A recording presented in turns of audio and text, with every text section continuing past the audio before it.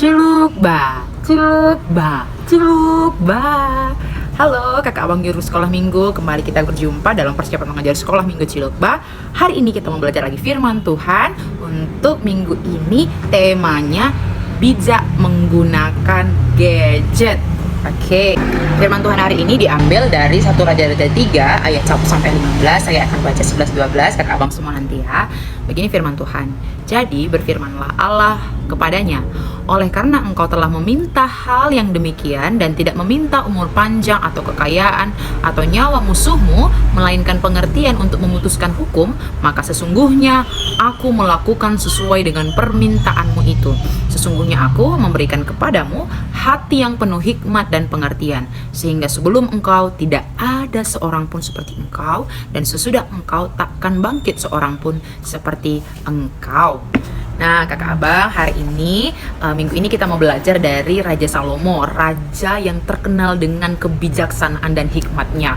Gak ada, bahkan firman Tuhan bilang, Tuhan sendiri berkata kepada Salomo, gak akan pernah ada raja sepertimu Salomo, sebelummu ataupun sebelummu, gak ada. Wah, luar biasa sekali. Dan ini hasil dari permintaan Raja Salomo kepada Tuhan ternyata ya. Dia nggak minta kekayaan, dia nggak minta umur panjang, dia nggak minta namanya termasyur, tapi dia meminta hikmat dan kebijaksanaan daripada Tuhan. Wah, dan ternyata kakak abang itu yang dicintai dan disukai Allah. Dan bonusnya, karena Allah suka dengan karakter dan permintaan dari Salomo, bonusnya baik itu kekayaan, kemuliaan, namanya terus masyhur, itu sudah menjadi bonus bagi Salomo. Dan ini yang akan menjadi topik kita dalam mengajar sekolah minggu hari ini. Dan kalau dipikir-pikir, apakah Salomo ujuk-ujuk tiba-tiba langsung menjadi berhikmat dan bijaksana?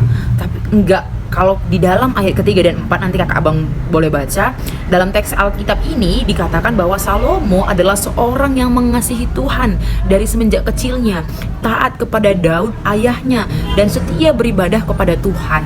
Jadi bijaksana dan hikmat yang dimiliki oleh Salomo itu dikarenakan oleh proses, dan prosesnya nggak instan ya, nggak instan.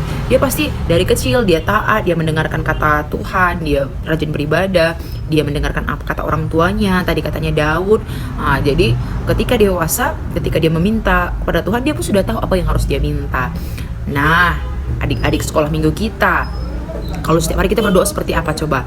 Apa yang kita doakan? Maukan Tuhan berkati hari ini. Ya nggak salah sih, cuman jangan lupa nanti kita sampaikan bahwa kita juga harus mendoakan agar diri kita bisa taat, bisa memiliki hati yang berserah kepada Tuhan, dan juga khususnya dalam tema kita hari ini bijak. Bagaimana kita bisa meminta kepada Tuhan, mengajar adik-adik kita untuk bijak menggunakan handphone. Dan kembali, ini bukan tiba-tiba kita bijak menggunakan handphone, enggak, dimulai dari proses. Proses apa?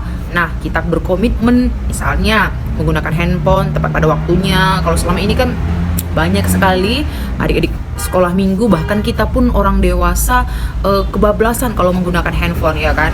Aduh, udah susah sekali merubahnya. Apa-apa bangun tidur handphone, jalan handphone, duduk bareng teman handphone, makan handphone. Nah, gimana kita nanti ajak adik-adik kita untuk berkomitmen agar kita bisa agar kita bisa sama-sama bijak menggunakan handphone. Dimulai dari mana? Kita melatih diri kita bangun pagi ngapain dulu? Saat teduh, kemudian entah olahraga atau bantu orang tua, setelah itu apa, mengerjakan pekerjaan, baru nanti kalau ada waktu senggang barulah boleh menggunakan handphone kan gitu. Nah, setelah itu ada lagi komitmen di mana ketika bertemu dengan orang lain, sama teman-teman, sama guru, orang tua, tidak boleh pegang handphone. Saat ke kelas tidak boleh pegang handphone. Jadi gimana ya, pasti sulit karena lingkungan kita pasti sudah sangat biasa menggunakan handphone, bahkan berbicara pun pasti menggunakan handphone, banyak yang menggunakan handphone. Nah, disitulah kita berproses seperti Raja Salomo tadi, bukan tiba-tiba kita bijak menggunakan handphone, tidak, tapi justru ada komitmen. Nah, jadi nanti di kelas kakak abang kita membuat komitmen bersama tentang bijak menggunakan handphone. Nanti ditulis di papan tulis ataupun di kertas. Komitmen pertama, nggak usah peraturan ya. Komitmen pertamanya apa? 1, bijak menggunakan handphone. Bangun pagi harus begini, ini. Ya memang seperti aturan ya jadinya. Tapi nggak apa-apa. Ini mungkin melatih kita, membiasakan kita sehingga nanti setiap hari kita sudah terbiasa dengan keadaan. Nggak apa-apa, tulis aja, nanti tempel komitmen itu di dinding kamar atau lemari, di meja belajar, sehingga itu terus diingat, itu terus dilakukan, atau bahkan bisa mungkin ya komitmen ini difotokan ataupun diketik kemudian menjadi wallpaper kita di handphone nanti anak-anak kita, anak-anak tanggung remaja yang sudah punya handphone. Kalau anak kecil temanya itu bijak, kita belajar dari Salomo, tapi juga bilang nanti nggak apa-apa, harus bijak menggunakan handphone, harus dengerin mama dan papanya, kalau dibilang denger jangan ngamuk kalau nggak dikasih handphone.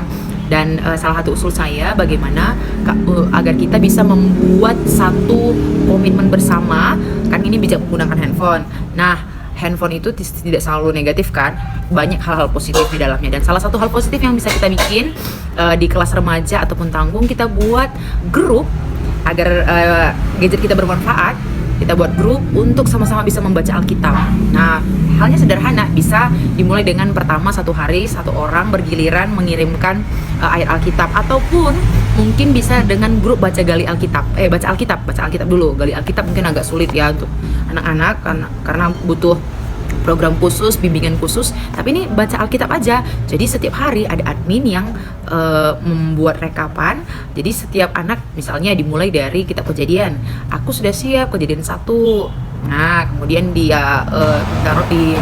Nah, misalnya aku udah siap nih Kejadian 1, temanku ayat Kejadian 1 sampai 2. Nah, kemudian admin yang rekap baru dilaporkan setiap harinya. Nah, itu salah satu usul bagaimana kita bisa memanfaatkan gadget untuk hal-hal yang positif di kelas tanggung dan remaja. Jadi agar adik-adik juga lebih mengerti dengan tema kita, bagaimana positif dan negatifnya namanya menggunakan gadget kan. Kalau memungkinkan di kelas nanti penjelasan tentang gadget plus minusnya, atau cerita tentang Raja Salomo bisa menggunakan Infocus, video-video yang ada di YouTube, ataupun nanti plus minus menggunakan gadget bisa melalui Infocus. Lalu kita ajak mereka untuk komitmen seperti yang saya usulkan tadi. Oke, kakak abang, itu dia yang bisa saya sampaikan hari ini, kiranya menjadi berkat untuk kita semua. Selamat persiapan, jangan lupa berdoa, berserah kepada Tuhan. Tuhan Yesus memberkati. Culuk, bah.